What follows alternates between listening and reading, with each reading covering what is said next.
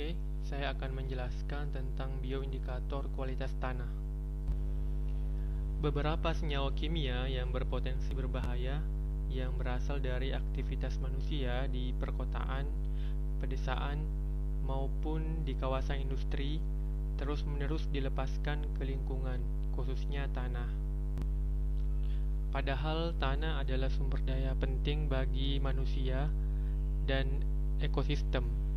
Selain itu, tanah merupakan rumah atau habitat bagi banyak organisme. Tanah juga berperan penting dalam terjadinya siklus biogeokimia. Oleh karena itu, dibutuhkan metode untuk mengukur kualitas tanah.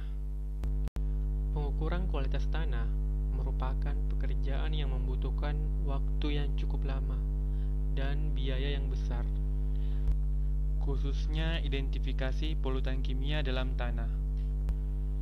Meskipun telah banyak metode analitik yang dapat menjadi pilihan dalam mengumpulkan sampel tanah, namun tidak dapat mendeteksi efek pada organisme dan tidak menginformasikan tentang interaksi yang terjadi antara polutan atau xenobiotik jika sudah masuk ke dalam tubuh dengan tubuh organisme.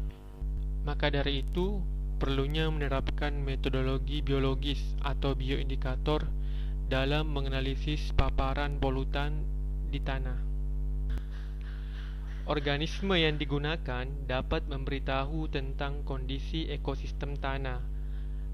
Artinya, bioindikator dapat menunjukkan terjadinya perubahan keseimbangan tanah melalui organisme yang hidup pada habitat tersebut.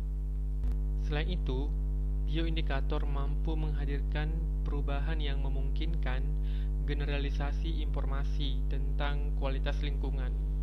Berdasarkan beberapa kajian, organisme tanah toleran terhadap beberapa zat kimia sehingga menghadirkan beberapa perubahan fisiologis, morfologis, dan perilaku ketika terpapar polutan tertentu. Organisme yang dapat dijadikan bioindikator tanah, kehidupannya sangat bergantung pada tanah, seperti isopoda. Isopoda merupakan ordo dari Crustacea yang meliputi kutu kayu dan kerabatnya. Isopoda biasanya ada yang hidup di laut, di air tawar, di darat, dan sebagian besar warnanya keabu-abuan atau keputihan dengan eksoskeleton kaku dan tersegmentasi. Berikutnya ada Calembola, merupakan hewan yang termasuk kelompok filum Arthropoda dan subfilum Hexapoda, yang juga merupakan bioindikator yang dimana sebagian besar hidupnya berada di habitat tanah.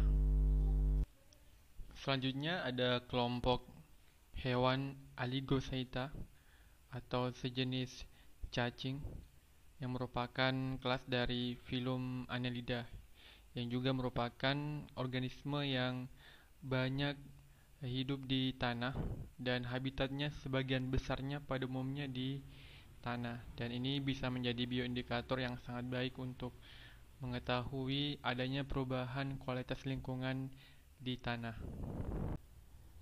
Dan ada organisme dalam kelompok Diplopoda atau yang biasa kita kenal dengan sebutan kaki seribu, yang merupakan hewan yang masuk kelompok Arthropoda yang memiliki jumlah kaki yang banyak dengan segmen dari kepala sampai dengan bagian belakang.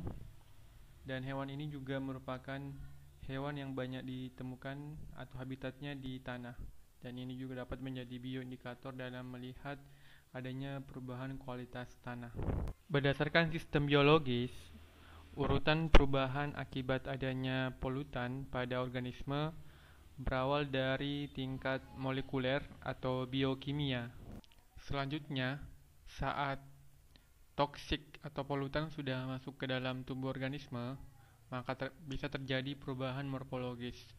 Perubahan morfologis dapat digunakan sebagai penanda biologis dalam penyelidikan toksisitas senyawa kimia tertentu, dan juga untuk pemantauan efek akut dan kronis organisme yang terpapar pada lingkungan. Bahkan terjadi perubahan dalam tubuh organisme akibat toksik tanah hingga tingkat fisiologis atau individual, tingkat populasi, dan sampai tingkat ekosistem. Termasuk di dalamnya perpindahan toksik terjadi melalui proses rantai makanan pada suatu ekosistem.